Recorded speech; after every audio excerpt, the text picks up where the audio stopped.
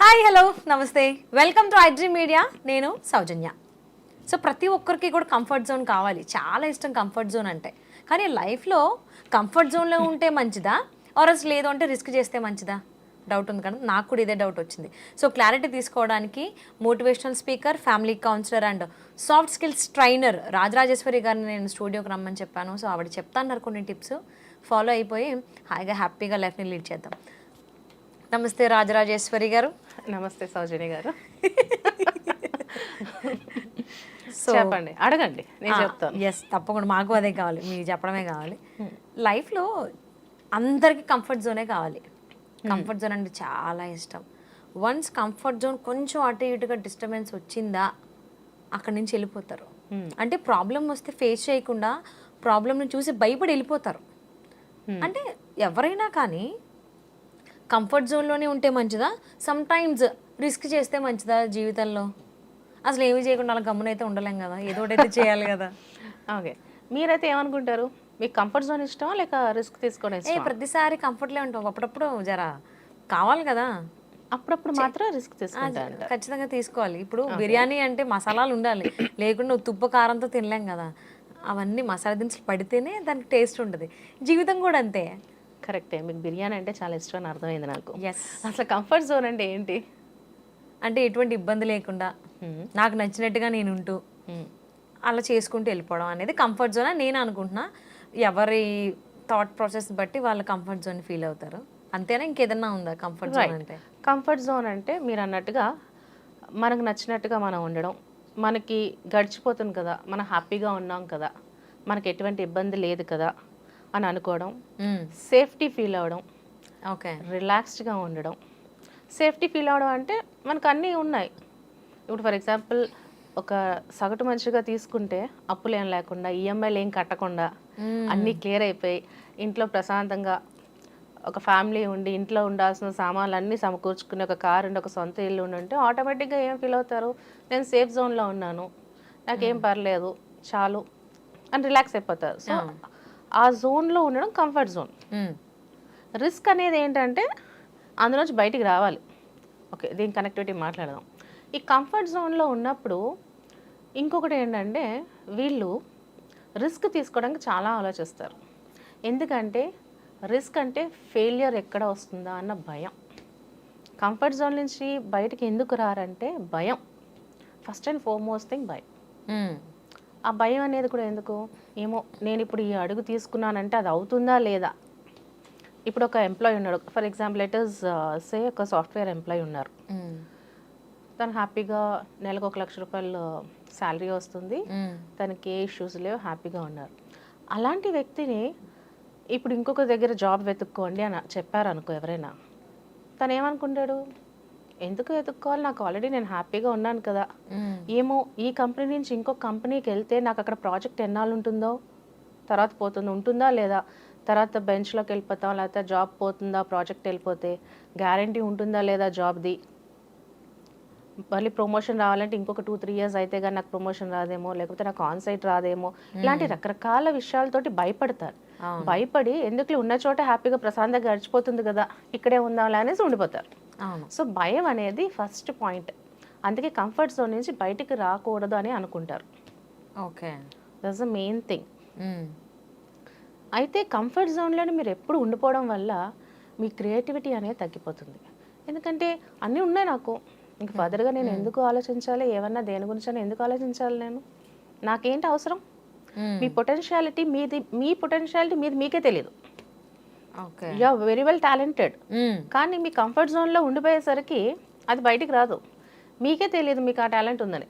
Okay, అంటే హనుమంతుడి బలం ఏంటో హనుమంతుడికి ఎగ్జాక్ట్లీ ఇంకొకరు గుర్తు చేస్తే తప్ప తెలియలేదు. అవునా? అవును. సో ఇక్కడ కూడా అంతే, ఆ కంఫర్ట్ జోన్లో ఉన్నప్పుడు మీ క్రియేటివిటీ మీకు తెలియదు, మీ పొటెన్షియాలిటీ మీకు తెలియదు. భయం అనేది ఏ విషయంలోనైనా అడుగు ముందుకు వేయాలంటే భయం. మనకెందుకులే, పోతే పోయింది, మనం బాగానే ఉన్నాం కదా అన్న ధోరణిలోకి వెళ్ళిపోతారు మీరు. అక్కడ ఏమవుతుంది, ఆటోమేటిక్గా మీ మైండ్ అనేది ఒక దగ్గర అలాగా స్టక్ అయిపోయి ఉండిపోతుంది, స్టేబుల్గా ఉండిపోతుంది. స్టేబుల్ అని కూడా అన్ను, ఒక చోట అలా ఉండిపోతుంది. ఫర్దర్గా మీరు ఇంకా ఆలోచించరు, ఫర్దర్గా ఇంకా డెవలప్మెంట్ వైపు వెళ్ళరు. సో మీ ఎంటైర్ గ్రోత్ అనేది తగ్గిపోతుంది. అదే రిస్క్ అనుకోండి, రిస్క్ తీసుకుందాం అని ఎవరైనా అనుకున్నారు అనుకోండి, ఫస్ట్ వాళ్ళు అన్కంఫర్టబుల్ జోన్కి రావాలి. Okay. You got the point. Comfortable zone నుంచి అన్కంఫర్టబుల్ జోన్కి రావాలి. అన్కంఫర్టబుల్ జోన్ అంటే మీరు ఎప్పుడైతే రిస్క్ తీసుకుందామని ఒక అడుగు ముందుకేస్తారో ఇనిషియల్లీ అది ఇబ్బందిగా ఉంటుంది, అది అన్కంఫర్టబుల్ జోన్. ఆ అన్కంఫర్టబుల్ జోన్కి వస్తే తప్ప మీరు రిస్క్ అనేది తీసుకోలేరు. ఓకే. ఇప్పుడు ఫర్ ఎగ్జాంపుల్ మీరే ఉన్నారు, మీరు ఒక చోట ఒకరిని ఇంటర్వ్యూ చేయడానికి వెళ్ళాలి. ఇప్పుడు మీరు భయపడ్డారు అనుకోండి, ఏమో నేను సరిగ్గా చేస్తానా చేయను, వాళ్ళు ఏమనుకుంటారో, నేను కెమెరా ముందు ఎలా కనిపిస్తాను, నేను సరిగ్గా క్వశ్చన్స్ వేస్తానా లేదా అని భయపడుతున్నారనుకోండి, మీరు ఆల్రెడీ అంతకుముందున్న వర్క్లోనే ఉండిపోతారు. లేదు అని అనుకున్నారు అనుకోండి, అడుగు ముందుకేస్తారు, లేదు ట్రై చేద్దామని ముందుకు ఎప్పుడైతే అడిగేస్తారో ఇనిషియలీ అక్కడికి వెళ్ళేంత వరకు భయం ఉంటుంది.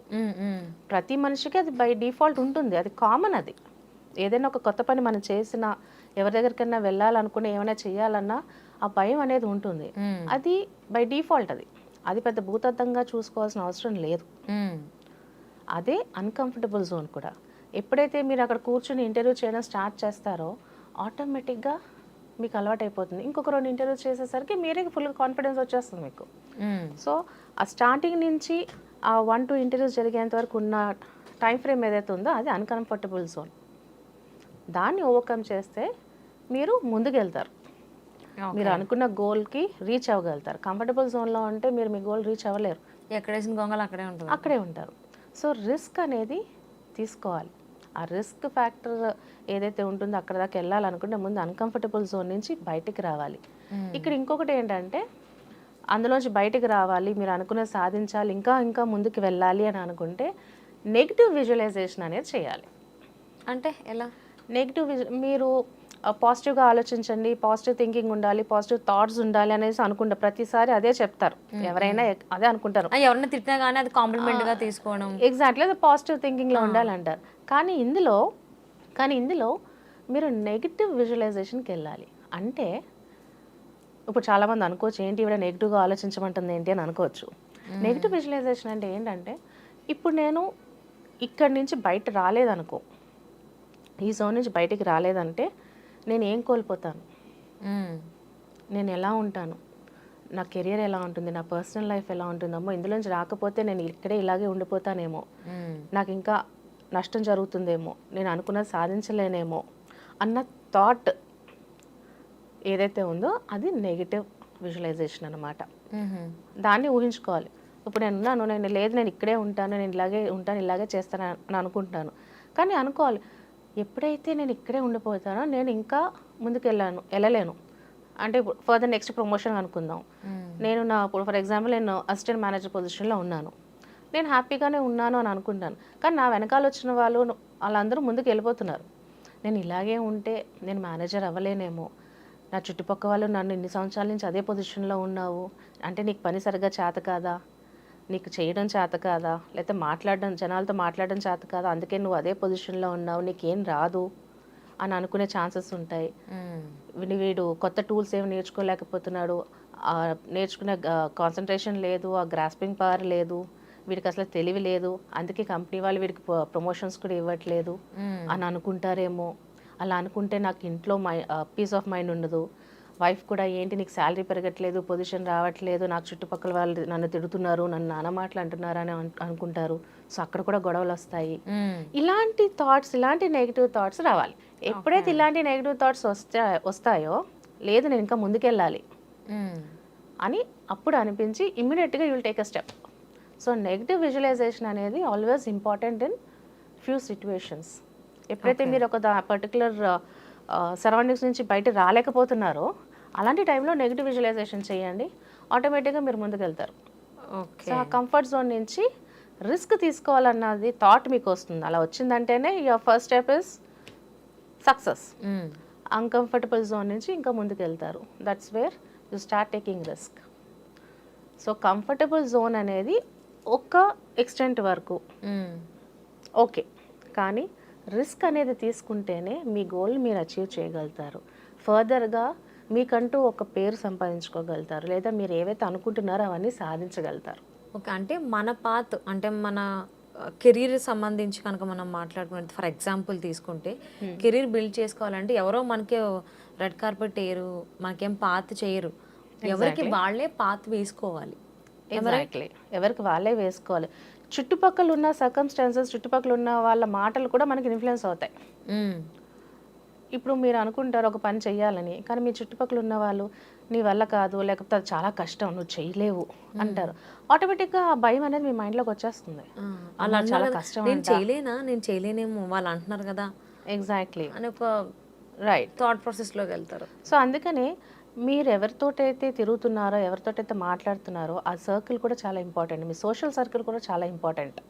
ఓకే. సో కాన్ఫిడెంట్గా ఉన్న వాళ్ళ సోషల్ సర్కిల్లో మీరు ఉన్నారనుకోండి, ఆటోమేటిక్గా మీ కాన్ఫిడెన్స్ లెవెల్ పెరుగుతుంది. వాళ్ళని చూసి ఎరచుడు వాళ్ళు ఎలా ఉన్నారు, మనం కూడా చేయాలి లేదా చేయగలుగుతాం అన్న థాట్ వస్తుంది. మీరు కూడా అలాగా వర్క్ చేయడానికి ట్రై చేస్తారు, ముందుకు వెళ్తుంటారు. సో మీ సోషల్ సర్కిల్ కూడా చాలా ఇంపార్టెంట్. అంటే who are giving moral support అందరూ ఇవ్వాలని లేదు.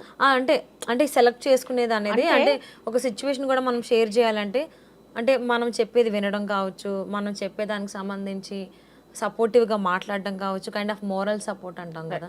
కొంతమంది మీరు చెప్పిన ప్రతిదీ తందన్న అంటారు. కొంతమంది ఇక్కడ మేబీ వాళ్ళకి మీతో పని ఉండొచ్చు, లేకపోతే వీళ్ళతో ఎప్పుడు ఇంతేలే, వాళ్ళు అన్నదానికి ఓకే అనేస్తే సరిపోతుంది అనుకోవచ్చు. కొంతమంది మిమ్మల్ని అపోజ్ చేస్తారు. సో వీళ్ళెందుకు మనకు సపోర్ట్ చేసి అవును కరెక్టే అంటున్నారు, వీళ్ళెందుకు కరెక్ట్ కాదంటున్నారు అనేది మనం అనలైజ్ చేసుకోవాలి. ఓకే, అలా కొంతమందితో మాట్లాడి దాన్ని బట్టి మనం Exactly. అది ఎందుకు ఆయన ఎందుకు అలా అన్నారు, ఈయన ఎందుకు ఇలా అన్నారు మనం అనేది అనలైజ్ చేసుకోవాలి. analyze చేసుకోవాలి. ఏది గుడ్డుగా వెళ్ళకుండా, ఏది గుడ్డుగా మైండ్లోకి పెట్టుకోకుండా you have to analyse it. Okay. ఇంకొకటి కూడా ఏంటంటే, ఫర్ ఎగ్జాంపుల్ మీకు పబ్లిక్ స్పీకింగ్ చాలా కష్టం అనుకుందాం. మీకు పబ్లిక్ స్పీకింగ్ చాలా కష్టం అనుకుందాం. ఓ 10 మందితో నార్మల్గా మాట్లాడండి.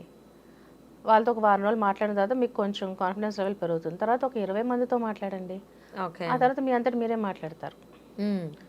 సో కంఫర్ట్ జోన్ నుంచి బయటికి రావాలి. ఇక్కడ మీకు కావాలని ఒక చిన్న స్టోరీ చెప్తా. ఓకే. కంఫర్ట్ జోన్ గురించి మీకు ఒక స్టోరీ చెప్తాను. ఇది మేము కూడా వేరే చోట చదివినది విన్నదే. ఓకే. ఇద్దరు రాజులు ఉన్నారట, ఉండేవారట ఇద్దరు రాజులు. ఒక రాజు ఇంకొక రాజుకి ఈగిల్స్ గిఫ్ట్గా ఇచ్చారు, ఒక 2 ఈగిల్స్. ఆయనకి ఈగిల్స్ అంటే చాలా ఇష్టం, అప్పటికే చాలా ఉన్నాయి. ఈ 2 ఏంటంటే బంగారు వర్ణంలో ఉన్నాయి, అంటే గోల్డెన్ కలర్లో ఉండి చాలా అందంగా ఉన్నాయి ఈగల్స్. ఓకే. ఒక 2 ఈగల్స్ ఇచ్చారు. ఆయన తీసుకున్న చాలా హ్యాపీగా ఫీల్ అయ్యారు. ఒక కేర్ టేకర్ని పెట్టారు, రోజు వాటి గురించి అన్నీ చూసుకోండి అని చెప్పాడు. బాగా ఫుడ్ పెట్టి అన్నీ బాగా చూసుకోమని చెప్పారు. ఎవ్రీడే ఆ ఈగల్స్ని రాజుగారు వెళ్ళి చూసుకుంటున్నారు, ఎంత బాగున్నాయి, ఎదిగాయా లేదా, ఎంతలా అని. బాగానే ఎగురుతున్నాయి ఇవన్నీ అనేసి.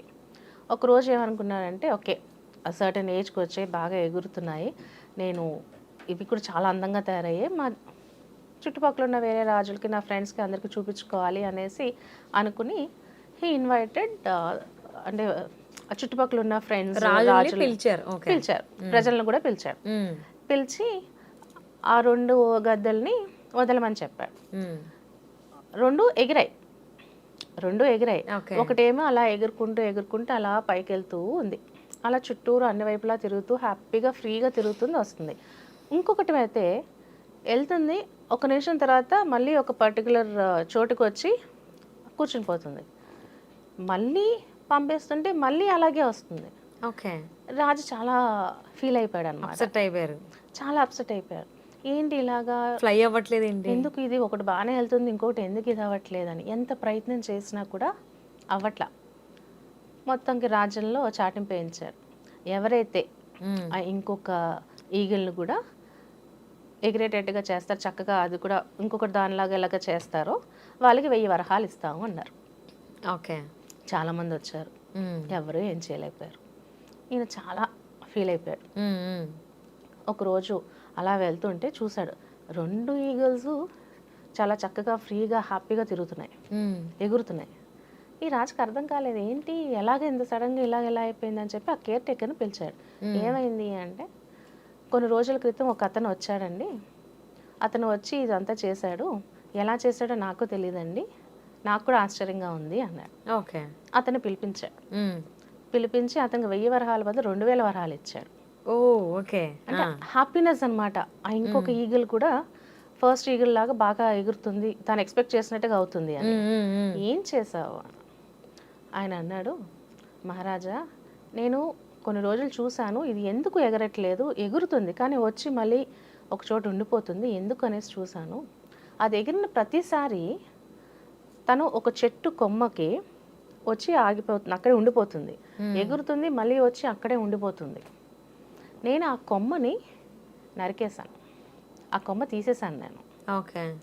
ఆ కొమ్మని అది ఎగిరిన తర్వాత నేను ఆ కొమ్మని తీసేశాను. దానికి ఆ కొమ్మ కనిపించలేదు.